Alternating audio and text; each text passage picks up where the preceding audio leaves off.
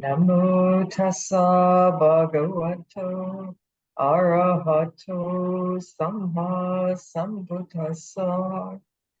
Namo tassa bhagavato arahato samma sambuddhassa. Namo tassa bhagavato arahato samma sambuddhassa. Buddham Dhammam Sangham Namasami.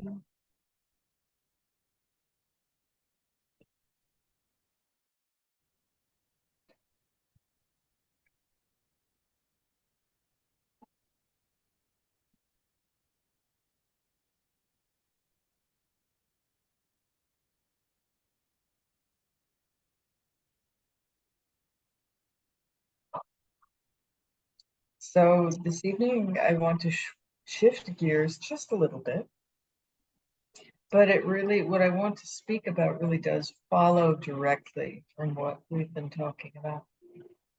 So I've spoken about Mudita and about how it counters, how it purifies kilesa, unwholesome mind states, particularly any form of ill will or envy, particularly envy and jealousy.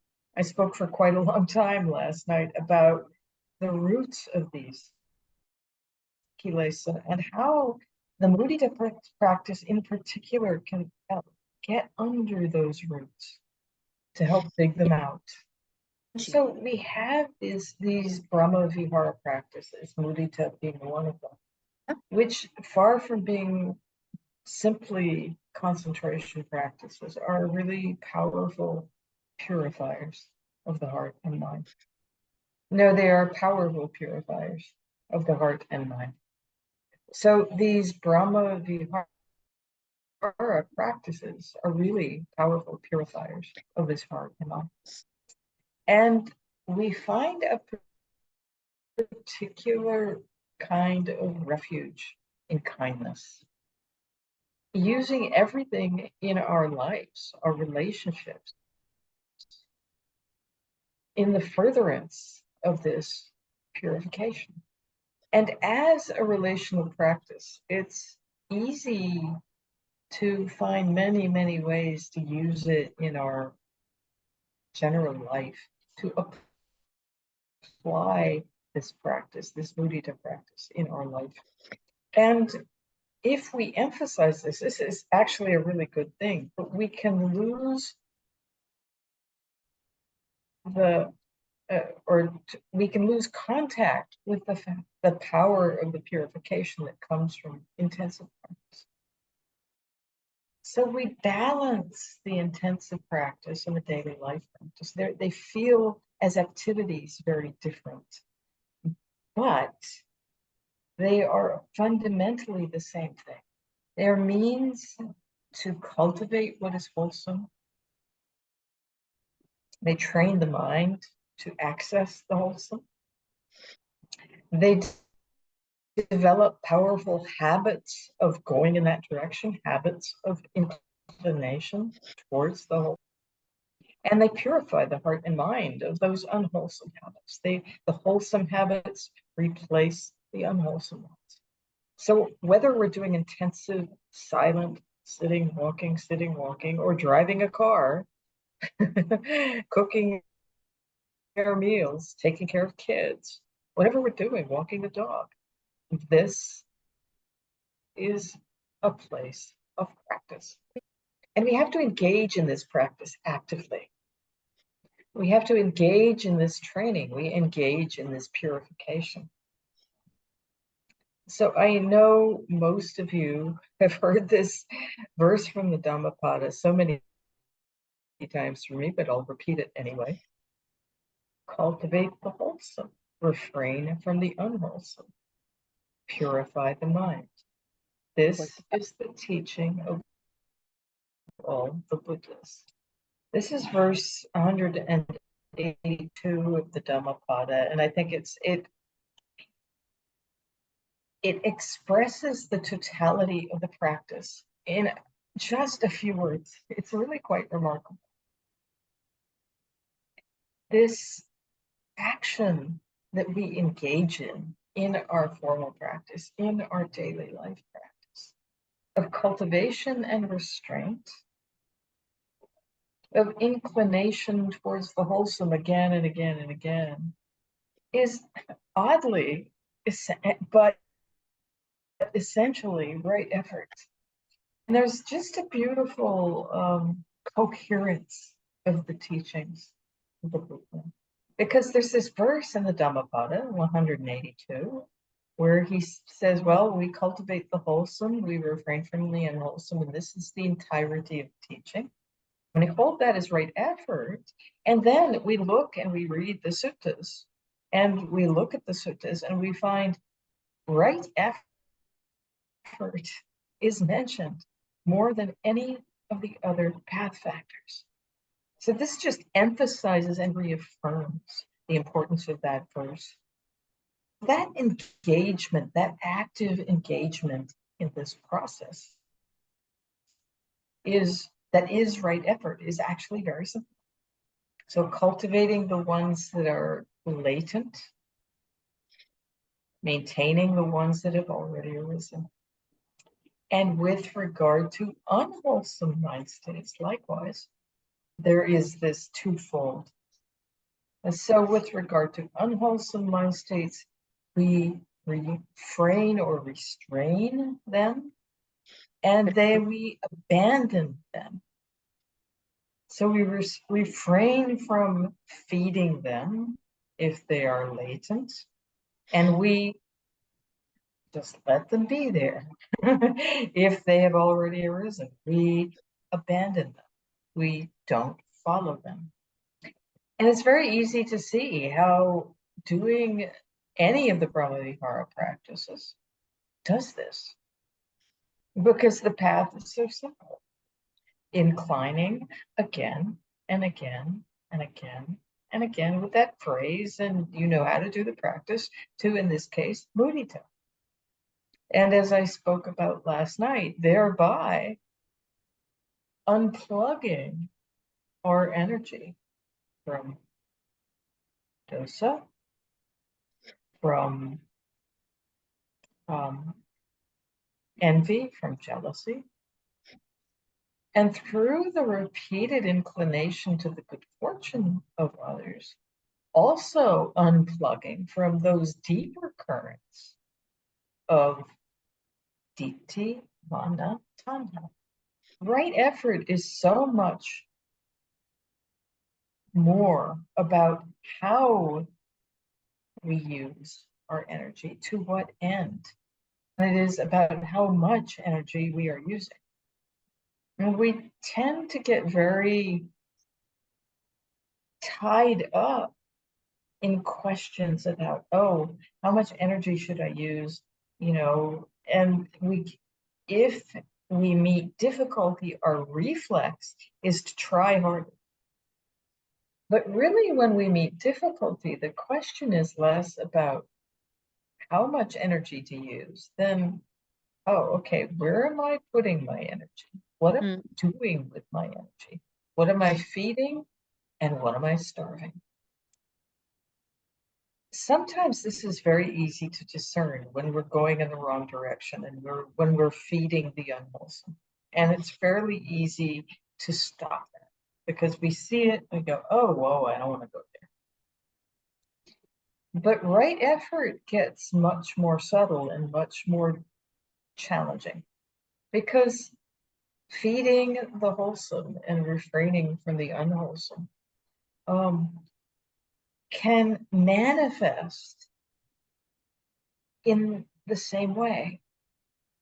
So the question can come up in practice. For example, there was a question today. Well, I was radiating metta, or I'm radiating mudita, and the phrase spontaneously changed.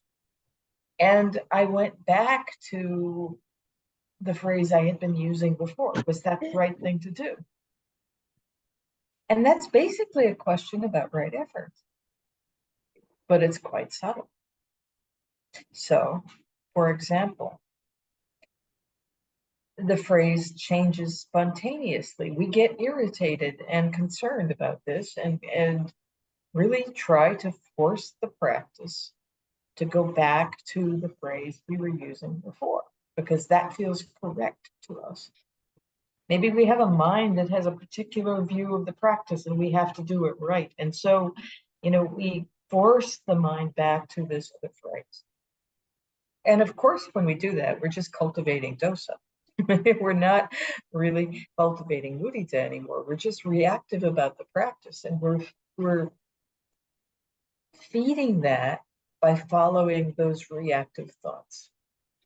That's one way that particular activity can be wrong effort. But the very same thing, absolutely the same activity, can be right effort. So the phrase spontaneously changes. We notice that. Oh, this phrase changed. And we go along for a little while and we realize, well, you know what? I think it would cultivate concentration more easily if I change to the other phrase. And we very gently guide the mind back to the previous phrase because we realize it's skillful means. So the inclination back to the original phrase is coming not from dosa, but from a sense of discernment and kindness. Of course, these two examples are going to feel very, very different. And they're going to have very, very different results because in one case, we're cultivating the wholesome, in the other case, we're not. And being able to see this kind of subtlety in our own experience is a matter of patience and simple practice. And it depends on the natural feedback of our experience. So it goes back to that, how those two things feel differently. So with the reactive version, where we experience dosa when the phrase changes and we force the mind back, the mind will feel very, very tight and will get tighter and tighter and tighter as we try to jam everything back in the box. Gently inclining back to the original phrase because we realize it's more productive of concentration and mudita, that will feel gentle and much, much more open. So noticing how it feels when you do something in the practice is a really important piece of feedback. Particularly noticing how the mind feels. And this isn't a physical sensation, but more of a mental. So is that, and I'll be using physical words here, but it's more of a mental phenomenon. Is that feeling of constraint and tightness and rigidity arising? Or is there more of an openness, perhaps even lightness? And the wonderful thing about any of these Brahma Vihara practices is if you use the practice as a constant learning and a constant training, there's nothing wrong with making mistakes because you can learn from that. So perhaps you've backed yourself into a corner and you're trying to force the mind to do something it doesn't want to do. And you really feel the unpleasantness of that.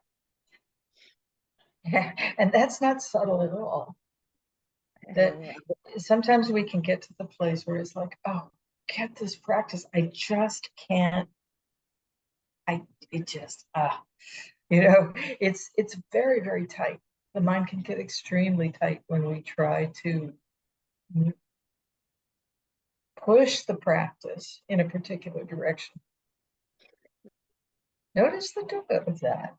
This is a place to learn. Notice how you're causing yourself to suffer through the practice. The more you connect with this experience, the easier it will be in the future to unhook from that. A number of people have mentioned in either their sharings in the group or in the small group meetings, that experience of relief when there's the noticing of something like this, and then just the pausing and just kind of total surrender. It's like, okay, I'm just going to stop doing this. Noticing that relief from suffering. It comes from letting go. Just letting things be the way they are and continuing with the practice. It's such a relief. We don't have to fix any of that. In this simple noticing of having, quote unquote, made a mistake, we see suffering, the end of suffering, and the cause of suffering. We see the first three noble truths. We're not doing Vipassana, we're still doing Mudita Bhavana, but we see, oh, that's what happened. That anymore. So this simple inclination we do in this practice, always towards the well-wishing in the face of somebody's good fortune, is actually quite profound. It takes us to quite profound places of insight and letting go. And seeing this, I mean, making these, quote, mistakes and seeing this, there's something quite precious about that and freeing about that. So understanding with this roller coaster of the practice, when it goes up and down, we're not doing anything wrong. This is just the way it works. The practice goes up, it goes down. Applying these four right efforts in that process is such a rich, rich learning experience. So you can't do it wrong. You know, you can't just have the highs and never mind the dips of that roller coaster. It's the dips, these bottom parts, where we learn the most, where we learn the freedom that comes when we pay attention in order to care, rather than in order to change whatever is arising. So these right efforts, the other thing I wanted to speak about is the paradox of right effort. Right effort, as I said, it's not so much how much energy we use, but to what end, or what we're feeding with that energy. But at the same time, it is about how much energy we use, because we have to engage in the practice. At the same time, that paradox is that it does itself. The practice practices itself. As I said last night, we can't control it. We can't control the mind, but we can plant seeds. And through the planting of wholesome seeds, it takes the practice in a particular direction. But that direction has nothing to do with us. So we have to engage in the practice. We have to use our energy in cultivating the wholesome, in refraining from the unwholesome, but the practice has its own momentum. That's a paradox.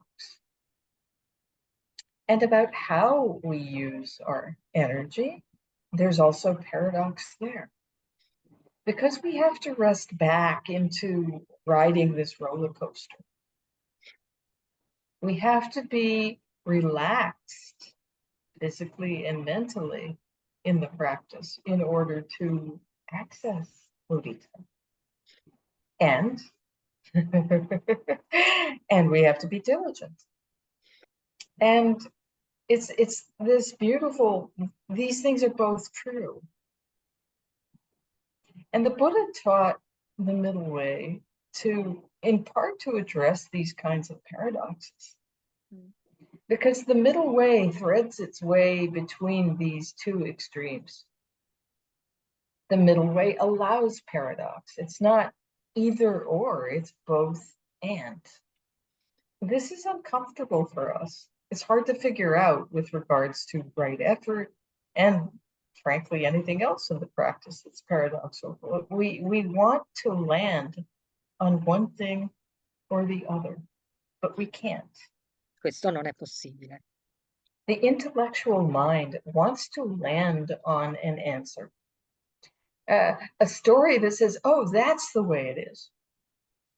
But that example I gave about how right and wrong effort can look like the same thing, it's a perfect example of how, well, it can look like it's right one day and the next day that can look wrong. It's not either or. It's not so clear as that. So with regard particularly with the bottoms of that roller coaster, the difficult places, this is where we particularly want a recipe. We want a simple answer that says, okay, when this happens, I should always do that. That's right effort and that's wrong effort. But it's not quite so simple, and that drives us crazy. And it actually can be quite a particular form of suffering that causes doubt to arise. We doubt the practice. We get confused. We think, oh, this just doesn't work. I don't get it. It can be quite painful. And we try desperately to figure out what the right thing is to do. The right thing to do. You know, this is a very common question. What's the best? What's the right? You know, fill in the blank. And the paradox is there is right effort, but it's not one thing. So finding comfort and ease in this flow of the practice that is unpredictable, that we can't easily, you know, write ourselves a little note saying how to do it, how to deal with it. Finding comfort there is really very much about developing ease with just not knowing. Because not being sure of what we should do is a very common experience in the practice. And sometimes it's not clear. That's the subtlety of right effort. And there's no, because of the paradoxes, because of the subtleties, there's no simple black and white answer. So what's the right thing to do? Anything. Try something. If you find you're cultivating wrong effort, when you do that, well, there you've learned something. You can always just stop and do something different. Try something different. This takes so much patience and trust in the process. The way the process of the practice is just wonders. Sometimes we cultivate the wholesome. Sometimes we're not. And if we are sincere in the practice, as we all are here, we can take that as information. Begin again and again and again. Just continue as best as we can. That's right effort. Inclining as best as we can, given conditions and given what is clear to us in the moment, to the wholesome. And if that turns out to be a dead end, well, we stop, we turn around, and we begin again. Over and over and over again. And that's that trust I was talking about. And trusting the unfolding is such an impersonal thing. So we rest back in the unfolding, even if it's unpleasant, even if it doesn't, quote unquote, feel right. Resting back in what in the Mahayana tradition is called the don't know mind, in the Zen tradition. In this case, I'm not using it in the correct traditional way, but resting back in not knowing, and let that be okay. And trusting our intention to cultivate mudita. That's there for all of us, whether we're actually able to do it or not in the moment, you know. But if we can remember right effort, there is a constant navigation that is happening. That's the process we can trust. So we go in one direction and it's one of those dead ends, and we adjust and go in the other direction, back and forth. And there seems to be a wandering in a practice, but it's going in a particular direction. We can be off track most of the time and still get where we're going.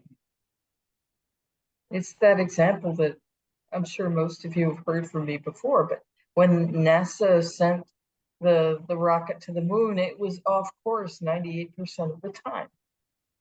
98% of the time. It still got there and it got back too.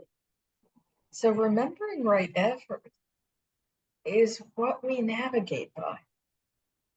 So noticing what we're feeding and what we're starving and trusting what unfolds, and that'll get us where we want to go. It's actually not so complicated, not so easy. Yeah, but that's just the way it is. There's nothing we can do about it. This is what we signed up for when we started practicing this challenge. So embracing that and trusting the process, trusting right effort. So I'll stop there. And thank you for your very kind attention. And I really, really offer this with a heartfelt wish that through right effort, may we all attain perfect, pure, illimitable mudita. Thank you, everybody, especially Dhamma.